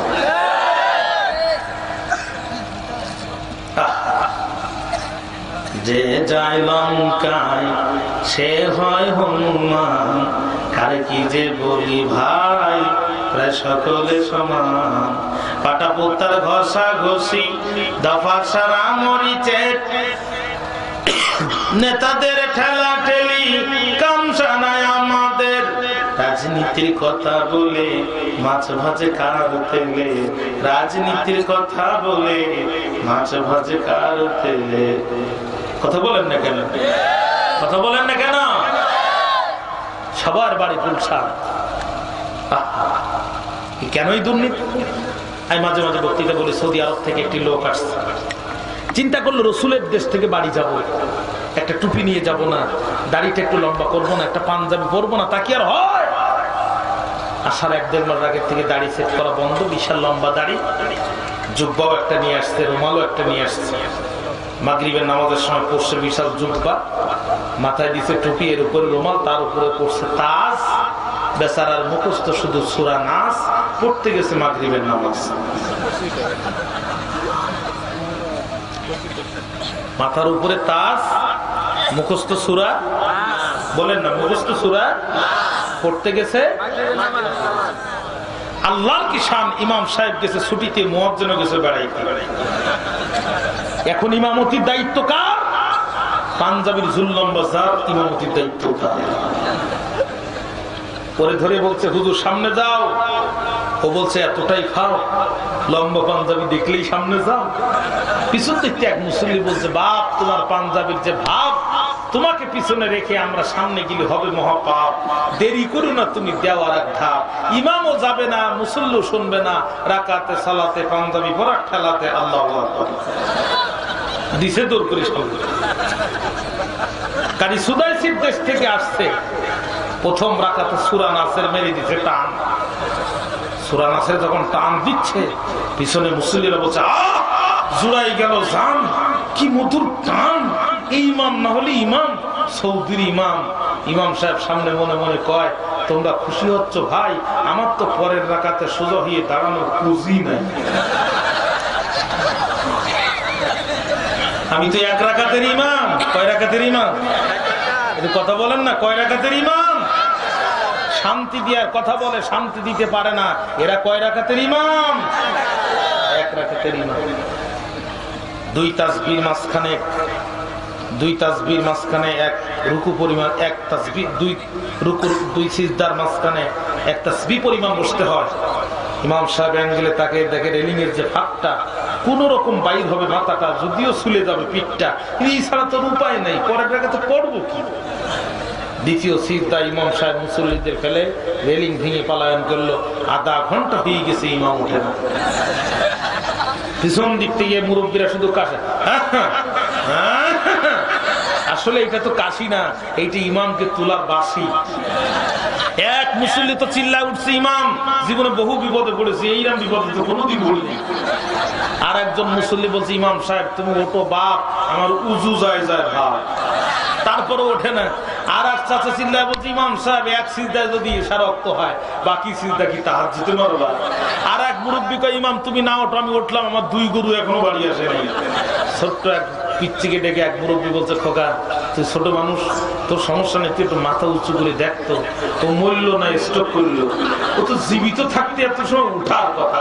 ছোট্ট পিচ্চি মাথা উঁচু করে দেখে পরিস্থিতি খারাপ, ডাক দিয়ে বলছে, ওঠেন কাকা, ওঠেন কাকা, মেম্বার ফাঁকা, মেম্বার ফাঁকা, মেম্বার ফাঁকা, মেম্বার ফাঁকা, ওঠেন কাকা, ওঠেন কাকা। সর্বনাশ! এত সুন্দর টুপি, দাড়ি আর পাগড়ি দেখে ইমাম নিয়োগ করলাম, আর সেই ইমাম আজকে মসজিদের রেলিং ভেঙে পালাইলো। এ জাতির কপালে হবেটা কি? একজন মুরব্বী বলছে, শোনো সমাধান আছে, তার আগে আমার উজু নষ্ট হয়ে গেছে, একটু উজুটা করে নি। উজু করে এসে মুরব্বী বলছে, শোনো ইমাম মানে নেতা। ইমাম মানে কি? ইমাম মানে নেতা। আমরা ইমাম নিয়োগ করেছি, টুপি দেখে, দাড়ি দেখে, পাগড়ি দেখে, পাঞ্জাবি দেখে, হাতে তসবিহার মাথায় পট্টি দেখে ইমাম নিয়োগ করেছি। আমরা কোরআন হাদিস দেখে ইমাম নিয়োগ যদি করতাম, আমাদের নামাজের এই অবস্থা হতো না। ইমাম মানে নেতা, যেটা সমাজে হোক আর মসজিদে হোক, ইমাম যদি নিয়োগ করতে হয়, কোরআন নামক দাড়ি পাল্লায় তুলতে হবে, রাসূলের সুন্নাহ নামক বাটখারা দিয়ে ওজন দিতে হবে। যে ইমাম টিকবে ওর পিছনে ইক্তেদা করতে হবে, যে ইমাম টিকবে না ওর এই মুহূর্তে 3 তালাক দিয়ে বিদায় দিতে হবে। তা না হলে মসজিদে যেমন নামাজ হবে না, সমাজেও টেন্ডারবাজি আর চুরি ঘুষ দুর্নীতি বন্ধ হবে না। ঠিক না ঠিক বলেন? করেন ভাই, কি অবস্থা আজকে! আহারে, আল্লাহর কোরআন থাকবে আর সমাজে ঘুষ থাকবে, এইটা হতে পারে? কথা বলেন, এইটা হতে পারে? ফেরাউন লক্ষ লক্ষ কোটি কোটি টাকার মালিক হয়ে গেল। কতক্ষণ বলবো? কতক্ষণ বলবো? 12টা, 11টা 19, 11:30, 11:30 মিনিটে শেষ করে। আচ্ছা, আপনাদের বিরক্ত হচ্ছে না, বুঝতে পারছি, কষ্ট হচ্ছে আপনাদের, বুঝতে পারছি। আমার দিকে বাইরে আমার খেয়াল করেন, লক্ষ লক্ষ কোটি কোটি টাকার মালিক ফেরাউন হয়ে গেল। টাকা আছে, যার ক্ষমতা নাই। টাকার ক্ষমতা দুইটা জমজ ভাই, ঠিক না ঠিক বলেন? বলেন ভাই, একটু জায়গা মতো আপনারা কি বিরক্ত হয়ে যাচ্ছেন? আমি যদি আরেকটু বাড়াই আপনাদের কষ্ট হবে? আমার দিকে তাকান, কোনো ওঠানামা নাই, কোনো ওঠানামা নাই, আমার দিকে তাকান। শীত কম আছে, স্টেঞ্জা বড় হোক আর ছোট হোক, ওখানে হোক, বাড়ি গিয়ে গোসল করে ঘুমাবে, কোনো ওঠা উঠি নাই, শুধু আমার দিকে তাকান। বাইরে আমার ফেরাউন কোটি কোটি টাকার মালিক হয়ে গেল। টাকার ক্ষমতা দুইটা যমজ ভাই। যার টাকা আছে ক্ষমতা নাই, তার সমাজে কোনো মূল্য নাই। কারণ সে যদি উপজেলা চেয়ারম্যান হতো, ডিসি সাহেব ফোন ধরতো, এসপি সাহেব ফোন ধরতো। ঠিক না ঠিক বলে? টাকা ক্ষমতা দুইটা যমজ ভাই। আবার যার ক্ষমতা আছে টাকা নাই, তার দুঃখের শেষ নাই। ফেরাউন চিন্তা করলো, রাস্তার সন্তান ছিলাম, কোটি কোটি টাকার মালিক হয়ে গেলাম, এখন আমার কি করতে হবে? ফেরাউন এবার চিন্তা ভাবনা করে চিন্তা করলো, ঠিক আছে, আমার নেতা হতে হবে। বলতে না বলতে মিশরের নীল নদের পানি বেড়ে গেল, মিশরে প্লাবন শুরু হয়ে গেল। ফেরাউন যে ডাক দিয়ে বলে, ওগো মিশরের ভাই, বিপদের দিন তোমাদের কিছু উপকার করতে চাই। সমাজের লোক বলল, বিপদের দিন প্রকৃত বন্ধু দেখা পাওয়া যায়। বন্ধুরা আমার, আমার দেশে যখন প্লাবন আসে, বন্যা আসে, সাধারণ মানুষগুলো বেজার হয়, কিন্তু দুই শ্রেণীর মানুষ খুশি হয়। এক শ্রেণী যারা থাকে ক্ষমতায়, ত্রাণের ঢেউটি আর কি বলে বিস্কুট আর গুড় এমন কায়দায় চুরি করবে, 14 গোষ্ঠী আর কোনোদিন কামলার কাজ কাম করা লাগবে না, সুইস ব্যাংকে অ্যাকাউন্ট খুলবে। 2 নম্বর সামনে যারা নির্বাচনে দাঁড়াবে, 10 টাকা দান করবে, 50 টাকা পেপার ফ্লাশ করবে, দলের পক্ষ থেকে নমিনেশনটা কমপ্লিট করবে। ফেরাউন চিন্তা করলো, এই বিপদের দিন যদি কিছু দিই, তাহলে সামনে নির্বাচনের সময় অন্তত বলা যাবে। ভাইরা ভাইরা আমার, ফেরাউন লক্ষ লক্ষ টাকা মানুষকে দিয়ে দিল। আল্লাহর কিষান প্লাবন থেমে গেল, মিশরের কেন্দ্রীয় প্রেসিডেন্ট ইন্তেকাল হয়ে গেল। ফেরাউন তখন ডাক দিয়ে বলে, মিশরের ভাই, বিপদের দিন তোমাদের উপকার করেছিলাম, তাই এখন প্রেসিডেন্ট নির্বাচিত হয়ে তোমাদের উপকার করতে চাই। লোকজন ডাক দিয়ে বলল, এমন দয়ালু নেতা যদি প্রেসিডেন্ট হয়, কপাল খুলে যাবে ভাই। চতুর নমিনেশন পেপার সাবমিট হয়ে গেল, চারিদিকে মিছিল মিটিং হলো, তোমার ভাই আমার ভাই, ফেরাউন ভাই ফেরাউন ভাই। যেদিকে যায় সেদিকে শুনি ফেরাউন ভাইয়ের জয়ের ধ্বনি। সিল মারবেন ভাই কোনখানে? ডাইরেক্ট ফেরাউনের মাঝখানে। চতুর্দিকে মিছিল মিটিং উঠে গেল, ফেরাউন নমিনেশন পেপার সাবমিট করলো, প্রতীকও পেল, ভোটও পেল, ফেরাউন মিশরের প্রেসিডেন্ট নির্বাচিত হয়ে গেল। দীর্ঘদিন ফেরাউন রাষ্ট্র চালানোর পরে ডাক দিয়ে বলতেছেন, ও বুদ্ধিজীবী, বুদ্ধিজীবী, ও বুদ্ধিজীবী, আর প্রেসিডেন্ট গিরি ভালো লাগে না, আমি একটু জাতি খোদা হতে চাই। নাউজুবিল্লাহ বললেন, নাউজুবিল্লাহ বললেন। ওই যে বলছিলাম না ভাই, রাস্তায় যাদের জন্ম হয়, ইসলামের বিরুদ্ধে তাদেরকে বেশি দেখা যায়। বুদ্ধিজীবীরা ডাক দিয়ে বলল, সমস্যা একটু কথা বলেন না। বুদ্ধিজীবীরা বলল, আপনি যদি খোদা হতে চান, 2টা দায়িত্ব আপনাকে পালন করতে হবে। 1 নাম্বার, দেশে যখন আলেম আছে, দেশে যত আলেম আছে, সব আলেমদেরকে কারাগারের মধ্যে ঢুকান, আলেমদেরকে আগে কন্ট্রোল করেন, আলেমদের নিয়ন্ত্রণ করেন, আলেমদের লাগাম টেনে ধরেন। কারণ আপনি জাতির সামনে নিজেকে প্রমাণ করবেন খোদা, এরা কোরআন আর হাদিসের ইলম দিয়া জাতির সামনে আপনাকে বানাবে আস্ত গাধা। এরা যতদিন সমাজে থাকবে, এদেরকে আপনাকে এরা খোদা হতে দেবে না। এই জন্য ফেরাউন ইতিহাসের প্রথম আলেমদেরকে নির্যাতন করা শুরু করেছিল। এই আলেমদেরকে নির্যাতন করাও ফেরাউনের সুন্নত। বড় বড় আলেম কিছু মেরে দিল, কিছু আলেম ফেরাউন কারাগারের মধ্যে ঢুকায় দিল। 2 নাম্বার ফেরাউনের বুদ্ধিজীবীরা পরামর্শ দিল। 2 নাম্বার যে পরামর্শটা দিল সেটা হলো, ও ফেরাউন, আপনি শিক্ষা ব্যবস্থায় হাত দেন, ছাত্রদের শিক্ষকদের বেতন কম করে দেন, ওই বেতন কাটেন, ছাত্রদের ফুটবল কিনে দেন, ছাত্রদের ক্রিকেটের ব্যাট কিনে দেন, তাহলে সমাজে মূর্খ লোক যত বেশি হবে, আপনার খোদাই দাবি করতে তত সুবিধা হবে। কথা বলেন না কেন? সমাজে মূর্খ লোক যত বেশি হবে, আপনার খোদাই দাবি করতে সুবিধা হবে। আজকেও ঠিক সেই চক্রান্ত করা হয়েছে। শিক্ষা ব্যবস্থা আজকে কেটে তছনছ করে দেওয়া হয়েছে।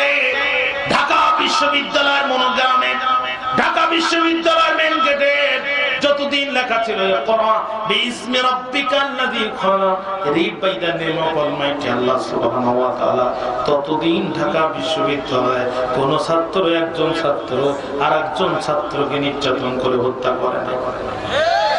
কথা বলেন না কেন? আজকে বিশ্ববিদ্যালয়ের গুলো অবস্থা দেখলে লজ্জায় মাথা নিচু হয়ে যায়। গাছের গোড়ায়, গাছের মাজায়, গাছের আগায় সব কবুতরের বাচ্চার মতো জোড়ায় জোড়ায়, দেখলে মনে হয় 12 মাসি কার্তিক মাস। কথা বলেন না কেন? কথা বলেন করেন ভাইরা, কথা বলেন ভাইরা আমার। গাছের গোড়ায়, গাছের মাজায়, গাছের আগায় সব কবুতরের বাচ্চার মতো জোড়ায় জোড়ায় অবৈধ প্রেম, অশ্লীল ভালোবাসা গোটা সমাজকে আজকে গ্রাস করেছে। কথা বলেন না কেন? কথা বলেন না কেন? কিন্তু মুসলমানদের চরিত্র হনন করার জন্য মুসলমানদের জন্ম হয়নি। আপনাদের নোয়াখালী সুবর্ণচরের 4 সন্তানের জননী মাকে 11 জন মিলে গণধর্ষণ করেছে। এইটা তো মুসলমানের চরিত্র ছিল না।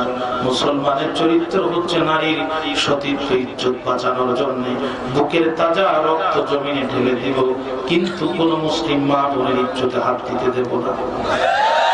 কথা বলেন না কেন ভাইরা?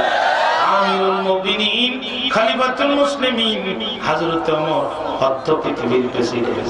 আমার ভাইরা, মুরসার মাঝখান দিয়া অষ্টাদশী একটি তরুণী হেঁটে যায়, 18 বছর বয়স।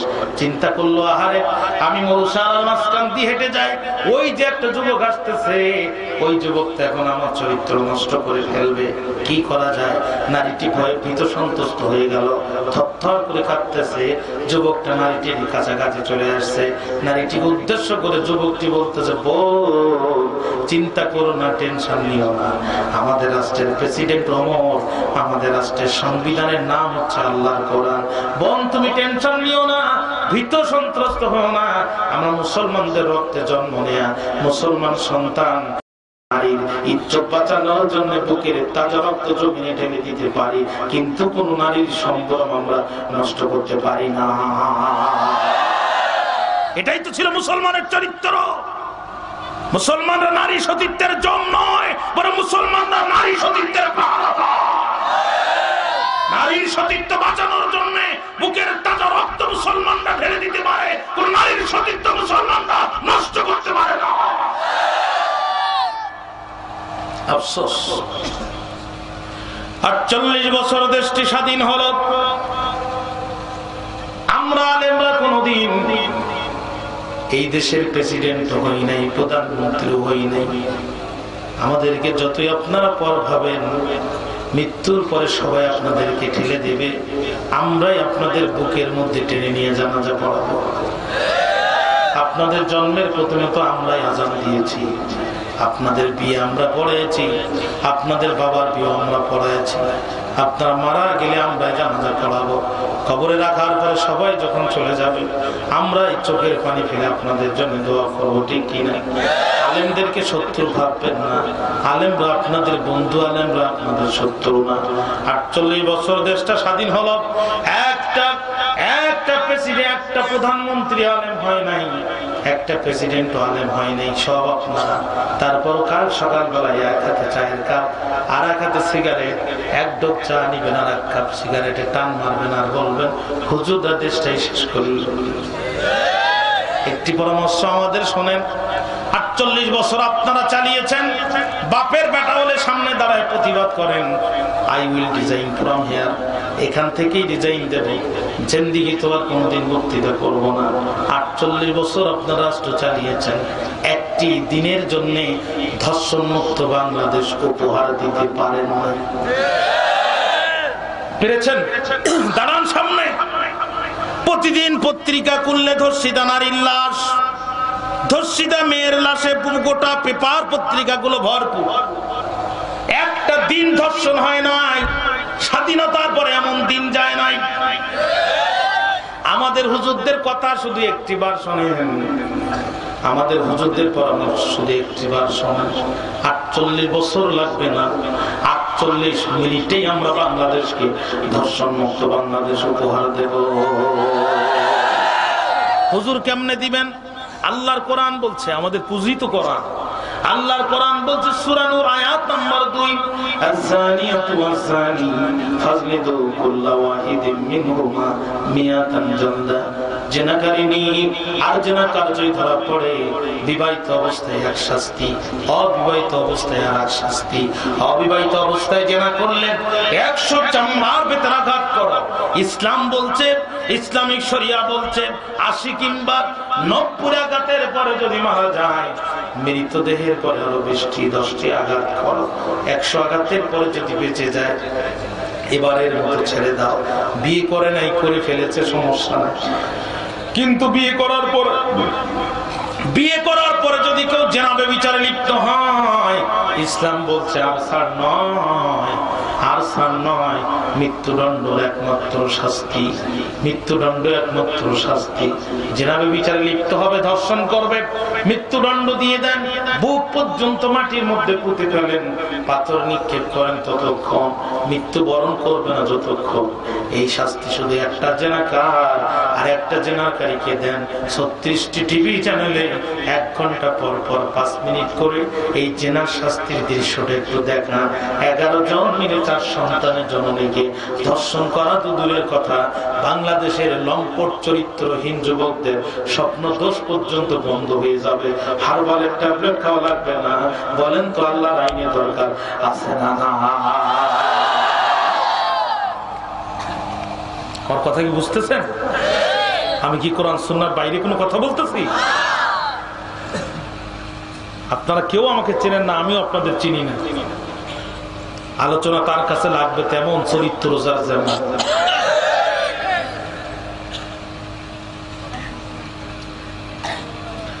গোটা দেশটা আজকে জেনা জেনার জেনা।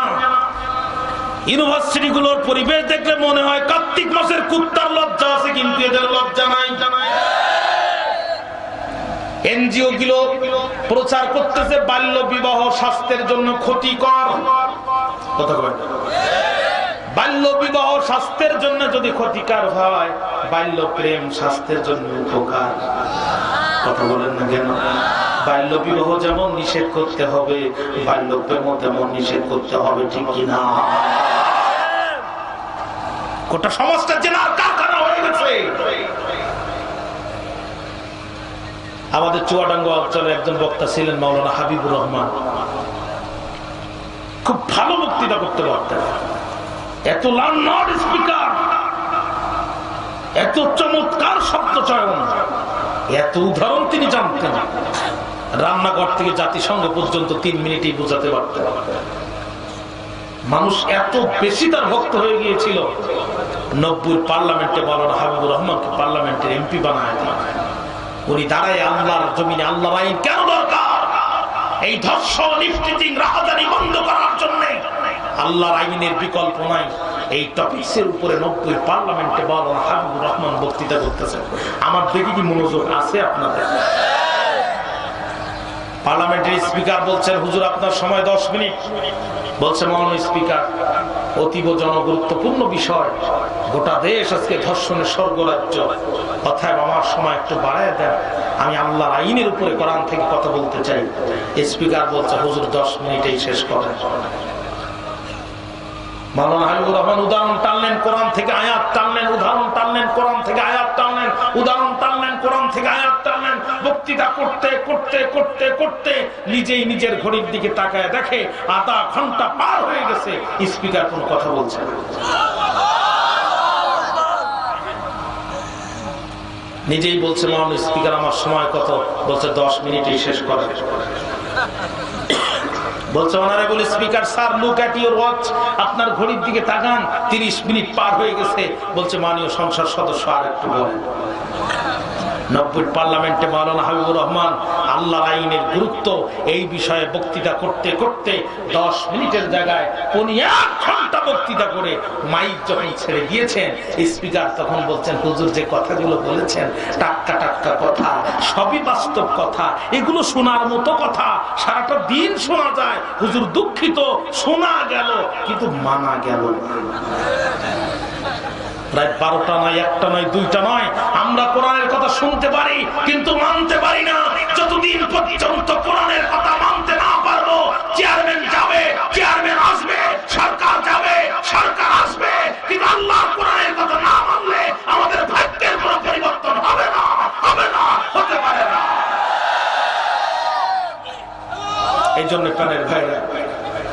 এই জন্য প্রাণের বন্ধুরা আমার দিকে তাকান। আমার সময় 11:30, 11:35 হয়ে গেছে। আমি আর লম্বা করবো বলে মনে করতেছি না, আপনাদের কষ্ট হচ্ছে আমি বুঝতে পারতেছি। সুতরাং এই সমাজের জেনাবে বিচার বন্ধ করতে হবে। 500 টাকায় যদি মিটার লাইনে কারেন্ট পাওয়া যায় 5000 টাকা খরচ করে কেউ, 500 টাকায় যদি সাইড লাইনের কারেন্ট পাওয়া যায় 5000 টাকা খরচ করে কেউ আর মিটার লাইন নিতে যাবে না। কথা বলেন না কেন? আজকে যুবক 50 টাকায় জেনা করে, 200 টাকায় জেনা করে। প্রথম আলোর রিপোর্ট বলতেছে ঢাকা শহরে ভাসমান পতিতার সংখ্যা 2 লক্ষের উপরে। 2 লক্ষ পতিতা যদি একটি করে জেনা করে, 2 লক্ষ জেনা প্রতিদিন ঢাকা শহরে হয়। কিসের অস্পসিয়াত? এ দোয়া তো আকাশে ঝুলে থাকবে, আল্লাহর সঙ্গে আল্লাহয় পৌঁছাবে না। কথা বলেন না কেন ভাইরা? 3টা ষড়যন্ত্র মুসলমানদের ভিতরে বিধর্মীরা ঢোকায় দিয়েছে। 1 নাম্বার মদ, 2 নাম্বার নারী, 3 নাম্বার জুয়া। বন্ধু প্রতিদিন 2টা রাষ্ট্র, একটি হচ্ছে ভারত আর একটি হচ্ছে মায়ানমার। একজন দিচ্ছে ফেন্সিডিল আর একজন দিচ্ছে ইয়াবা। কথা বলেন না কেন? স্থল পথে দিয়েছে ফেন্সিডিল, স্থল পথে দিয়েছে ফেন্সিডিল, আর আকাশ পথে দিয়েছে জি বাংলা আর স্টার জলসা।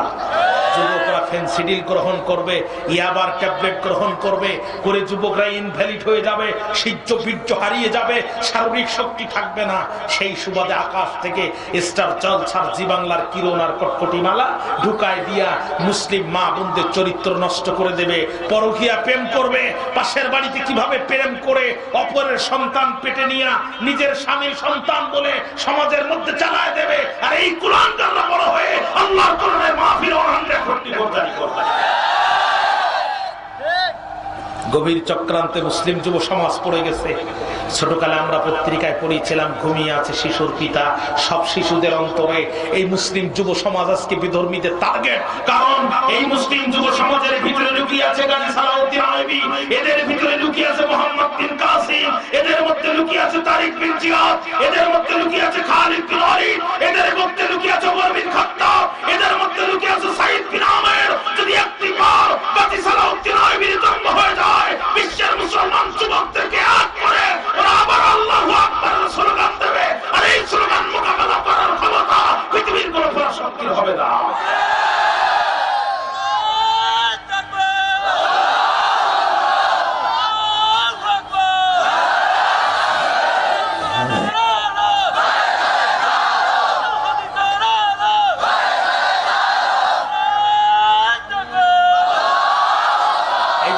মুসলিম যুব সমাজকে টার্গেট করা হয়েছে, মুসলিম যুব সমাজকে আজকে টার্গেট করা হয়েছে।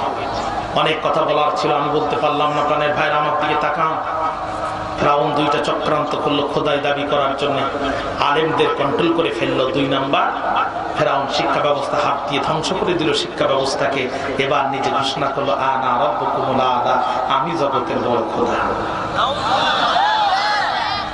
মুসা আলাইহিস সালামকে হত্যা করার জন্য ফিরআউন দৌড় শুরু করলো। 2 পদাতিক সেনাবাহিনী, সামনে দিল ঘোড়া, পিছনে দিল পুরুষ, সামনে দিল মহিলা ঘোড়া, পিছনে দিল পুরুষ ঘোড়া। মহিলা ঘোড়াগুলো দৌড়ায় মুসা আলাইহিস সালামকে ধরবে, পুরুষ ঘোড়াগুলো দৌড়ায় মহিলা ঘোড়াগুলোর আকর্ষণে। যায়্যানা লিন-নাসি হুব্বুশ শাহাওয়াতি মিনান নিসা, নারী ঘোড়াগুলো দৌড়ায় মুসাকে ধরার জন্য, পুরুষ ঘোড়াগুলো দৌড়ায় নারী ঘোড়াগুলোর আকর্ষণে। এই গ্রুপগুলো আজ পৃথিবীতে আছে। মিছিল মিটিং করার সময় মহিলাগুলো দেয় সামনে আর নিজেরা দাঁড়ায় পিছে। ঘোড়াও দৌড়ায়, মুসাও দৌড়ায়, ঘোড়াও দৌড়ায়, মুসাও দৌড়ায়। প্রতিমধ্যে পড়ে গেল বিশাল সাগর। পয়গম্বর মুসাকে আল্লাহ কোথায় তোমার সাহায্যের নজর? আল্লাহ ডাক দিয়ে কয় মুসা, ও মুসা, তোমার হাতে আছে লাঠি, পায়ের নিচে আছে মাটি, লাঠি দিয়া মাটির পরে আঘাত করার দায়িত্ব তোমার। লোহিত সাগরের বুক চিরে এই মুহূর্তে পার হওয়া যাবে এমন রাস্তা তৈরি করে দেওয়ার দায়িত্ব আমি আল্লাহ। আর জোরে বলেন আল্লাহু আকবার। মুসা আলাইহিস সালাম হাতের লাঠি দিয়া মাটির পরে আঘাত করলেন, লোহিত সাগরের বুক চিরা বিশাল রাস্তা বাইর হয়ে গেল। মুসা আলাইহিস সালাম পার হয়ে গেল সাগরের ওপারে। ফিরআউন তখন এপারে সাগরের কিনারে রাস্তা দিয়ে পার হয় আর কয়, আরে আমার দেশে এত সুন্দর রাস্তা বানাইলো কারা? আমার কাজ তো শুধু মুসার উম্মত ধরা আর মারা। আমি শুধু মুসার উম্মত ধরে চিয়ার মেরেছি, আমার রাষ্ট্রের মধ্যে এই বিশাল লোহিত সাগরের বুক চিরে হাজার হাজার ফিট রাস্তা তৈরি করলো কারা? মুসা আলাইহিস সালাম পার হয়ে ওপারে চলে গেল। ফেরাউন যখন এই কথা বলতেছে, আমার আল্লাহ চিন্তা করলো রাস্তা কেটে বানাইছে, তোর একটু দেখানো দরকার। আল্লাহ কয় রাস্তা, এই মুহূর্তে রাস্তা ভেস্তা গেল। ফেরাউন পানি খায়, সাগরের মধ্যে ডুবে পানি খায়। কিছুক্ষণ পানি খাওয়ার পরে ফেরাউন বলছে, আমানতু লা ইলাহা ইল্লাল্লাযী আমানাত বিহি বানু ইসরাঈল ওয়া আনা মিনাল মুসলিমিন। আরো জোরে কেন বলছেন আল্লাহু আকবার? আমি ঈমান আনলাম, স্বীকার করে নিলাম তোমাকে, সেই রবের প্রতি ঈমান আনলাম। আমানাত বিহি বানু ইসরাঈল, বনি ইসরাঈল যেই রবের প্রতি ঈমান আনলো, আমি সেই রবের প্রতি ঈমান আনলাম। ওয়া আনা মিনাল মুসলিমিন, খেলায় পড়ে স্বীকার করে নিলাম যে আমি মুসলমান। কথা বলেন ঠিক কিনা? আমার আল্লাহ বলছে, আল-আন, এখন তোর সময় হয়ে গেল।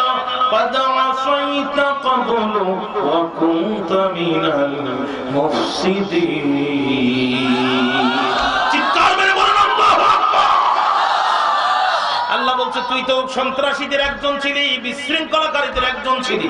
শুধুমাত্র আমার উপর ঈমান আনার কারণে তুই আমার আসিয়াকে জিহ্বা টেনে পেরেক করে দিয়েছিস। আর এখন বলতেছি আমি ঈমান আনলাম। আল-আন, তোর এখন সময় হয়ে গেল। আল-আন, এখন সময় হয়ে গেল। ভাইরা আমার, জিবরাইল আল্লাহর নবীকে বলতেছি, ইয়া রাসূলুল্লাহ, আপনি তো ওখানে ছিলেন না, আমি জিবরাইল ছিলাম।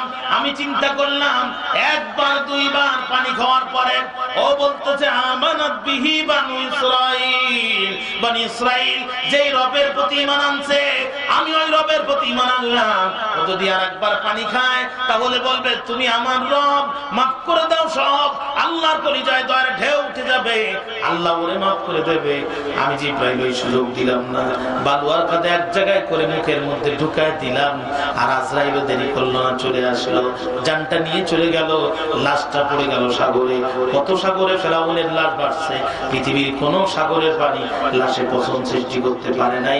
ওই পানির উপরে নিষেধাজ্ঞা জারি করেছে কে? আরো জোরে বলেন কে? আমি কি শেষ করে দিব? শেষ করে দিব। اللهم صل على محمد وعلى ال محمد كما صليت على ابراهيم وعلى ال ابراهيم انك حميد مجيد اللهم ইদুল আলোচনার শুরুতেই সময়টা বলে দিলে সুবিধা হবে। اللهم بارك على محمد وعلى ال محمد كما باركت على ابراهيم وعلى ال ابراهيم انك حميد مجيد اللهم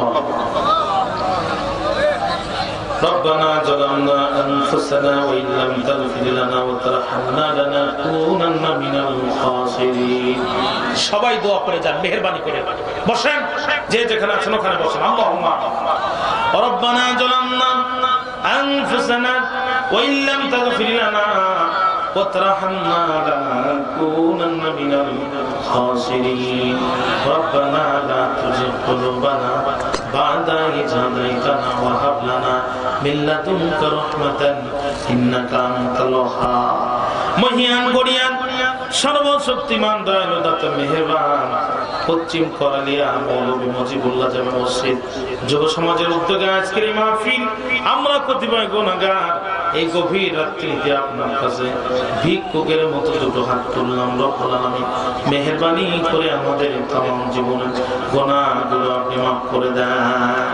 আল্লাহ তাআলা এই মাহফিল যারা আয়োজন করেছে, টাকা দিয়ে, পয়সা দিয়ে, বিবেক দিয়ে, বুদ্ধি দিয়ে যারা সহযোগিতা করেছে, কাল কিয়ামতের কঠিন ময়দানে মা যেদিন সন্তানের পরিচয় দেবে না, পিতা যেদিন পুত্রের পরিচয় দেবে না, কঠিন কিয়ামতের দিন আল্লাহ তাআলা মেহেরবানি করে তাদের আরশে মহল্লার ছায়া দিয়ে দিও। আল্লাহ আল্লাহ গো, আমরা যারা হাত তুললাম আমাদের মধ্যে অনেকের মা নাই, আল্লাহ তাআলা আমাদের মধ্যে অনেকের বাবা পিতা মাতা মাটির গহীন কবরে মন মাটি বুকের মধ্যে নিয়ে ঘুমিয়ে আছে। আল্লাহ রব্বুল আলামিন গভীর রজনীতে সব দরজা যখন বন্ধ হয়ে যায়, সব অফিসার আদালত যখন টানা পড়ে যায়, তোমার আসমানি অফিস আর আদালতে একটার পর একটা তালা খুলতে থাকে গো আল্লাহ, এই গভীর রাত্রিতে চোখের পানি দিয়া একটা দরখাস্ত লিখে তোমার দরবারে জমা দিলাম। রব্বুল আলামিন মেহেরবানি করে আমাদের পিতা মাতা অন্ধকার কবরকে তুমি জান্নাতের বাগান বানায় দাও। রাব্বিরহামহুমা কামা রাব্বায়ানি সগীরা, রাব্বিরহামহুমা কামা রাব্বায়ানি সগীরা। রব্বুল আলামিন আমাদের মধ্যে অসুস্থ মানুষগুলোকে সুস্থ বানায় দাও, কন্যাদায়গ্রস্তদের কন্যাদায় মুক্ত করে দাও, ঋণগ্রস্তদের ঋণ থেকে মুক্ত করে দাও, অভাবীদের খাদ্য দিয়ে দাও, বস্ত্রহীনদেরকে বস্ত্র দিয়ে দাও, বিশ্বব্যাপী মুসলিম উম্মাহকে তুমি বিজয় দান করে দাও গো আল্লাহ। আল্লাহ ফিলিস্তিনের মুসলমানদের রক্ত তুমি আর নিও না, ফিলিস্তিনের মুসলমান মায়েদের ইজ্জত তুমি আর নিও না। আল্লাহ মেহেরবানি করে ফিলিস্তিনি মুসলমানদের বিজয় দাও। আফগান, কাশ্মীর, ফিলিস্তিন, Sudan, Somalia, Ethiopia, Syria, Bosnia, Herzegovina সহ পৃথিবীর যেই প্রান্তে মুসলমানরা চরম জুলুম আর নির্যাতনের শিকার রব্বুল আলামিন মেহেরবানি করে প্রত্যেক মুসলমান নরনারীকে তুমি হেফাজত করো আল্লাহ। মাহফিলটি কিয়ামত পর্যন্ত কবুল করো। মাহফিলের সভাপতি আমন্ত্রিত অতিথি সার্বিক তত্ত্বাবধানে যারা, আল্লাহ মেহেরবানি করে প্রত্যেকে তুমি কবুল আর মঞ্জুর করো। জানি না কোন দিন কোন সময় কখন কিভাবে মারা যাব, মরতে তো হবেই। ওগো রব্বুল আলামিন শাহাদাতের মৃত্যু নসিব করে দিও আর জবান জারি করে দিও মধুর কালেমা। আল্লাহ তাআলা আয়েশা বিনতে ফারিয়া নামক এক বোন দোয়া চেয়েছে, আল্লাহ মেহেরবানি করে তার উপর একটি নবজাতক শিশু আল্লাহ দোয়া চেয়েছে, মেহেরবানি করে এই নবজাতক শিশুটিকে তুমি ফাতেমার মতো কবুল করো, আয়েশার মতো কবুল করো। রব্বুল আলামিন আমাদের প্রত্যেককে তুমি কবুল আর মঞ্জুর করে নাও। মরতে যখন হবে শাহাদাতের মৃত্যু দিও, আর যখন শহীদ হয়ে যাব জবানে জারি করে দিও মধুর কালেমা লা ইলাহা ইল্লাল্লাহু মুহাম্মাদুর রাসূলুল্লাহ সাল্লাল্লাহু আলাইহি ওয়াসাল্লাম। আসসালামু আলাইকুম।